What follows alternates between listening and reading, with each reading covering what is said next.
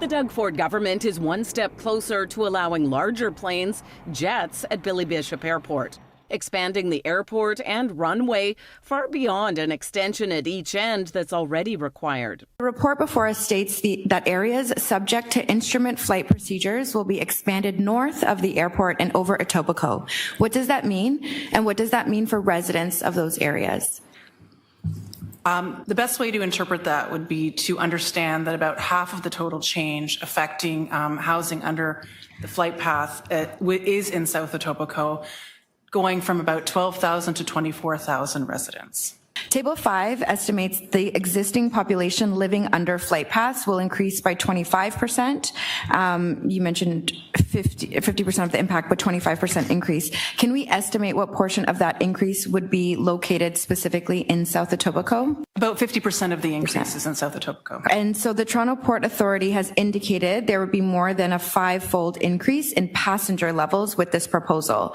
Is it correct that not only would more Toronto residents be living under a flight path, but the number of flights would also significantly increase?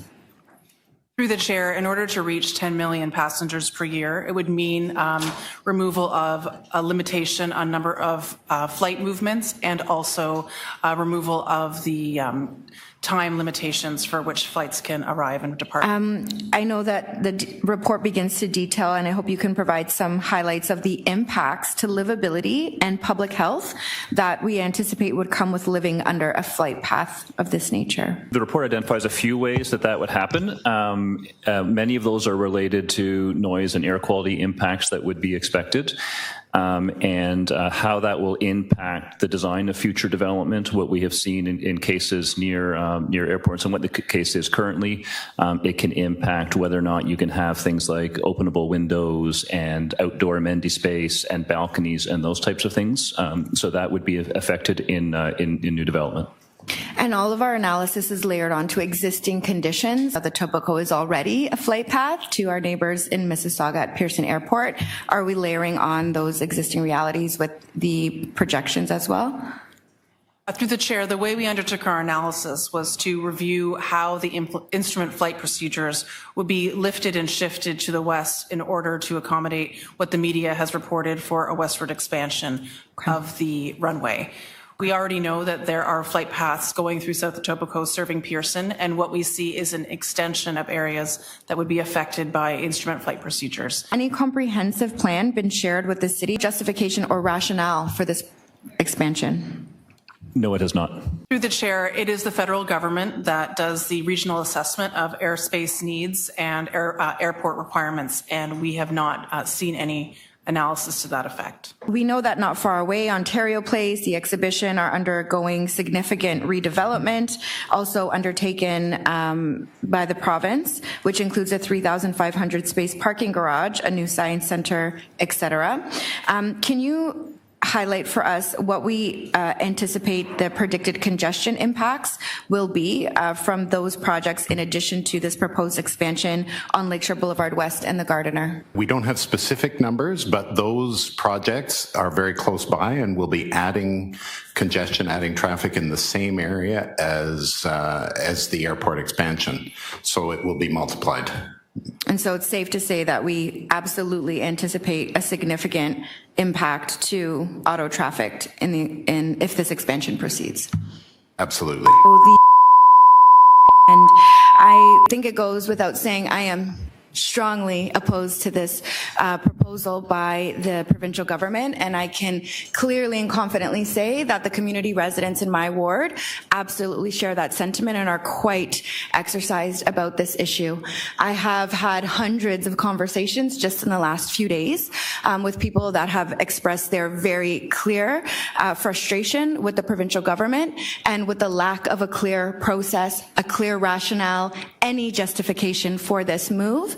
And these are community members who are deeply rooted in South Etobicoke, who have dedicated their lives to stewarding the community, the green spaces, the waterfront in a good way. And all of that is being compromised through the action of this provincial government. The combination of a westward extension of the runway, allowing jets at the airport, and the significant increase in passenger levels would have unsupportable negative impacts. This includes significant impacts, as we heard, on Etobicoke Lakeshore, with more than 50% of the anticipated traffic going through our community, which is already a flight path for Toronto Pearson Airport, as well as a critically important and sensitive migratory path for our birds and our wildlife. We know that the extension will reduce delivery of housing in areas planned for growth, although we can't quantify that because the city has not received the necessary information to do so. This is yet another drastic change proposed by this provincial government with zero conversation and zero consultation with those most impacted with it, which is Torontonians. Meanwhile, as we know, Pearson Airport has a plan in place to expand their capacity from 45 million to 65 million in the next 5 to 10 years. And that airport is easier to get to by car from outside of the city and has already great transit connections to downtown. Why do we need this? What is the benefit? There is still no detailed plan to answer any of these questions. Maybe the answer and the reason a detailed plan hasn't been shared is that there isn't a justification for this proposal.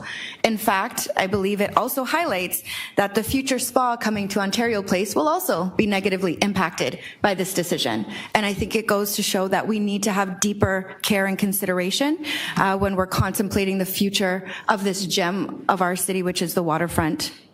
When I look at this, I see profound negative impacts to the environment, to neighborhood livability, to our waterfront parks, and to congestion, which we have finally started to make a positive impact to see going in the right direction.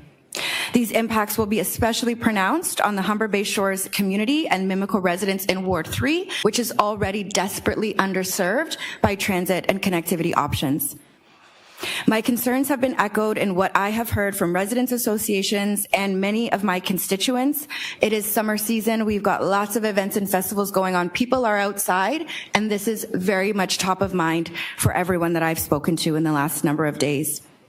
I want to thank my community members for their advocacy and community members across the waterfront, including our deputy mayor and other councillors who share this important Toronto asset that we do, as Councillor Sachs said, absolutely need to fight for, defend, and protect.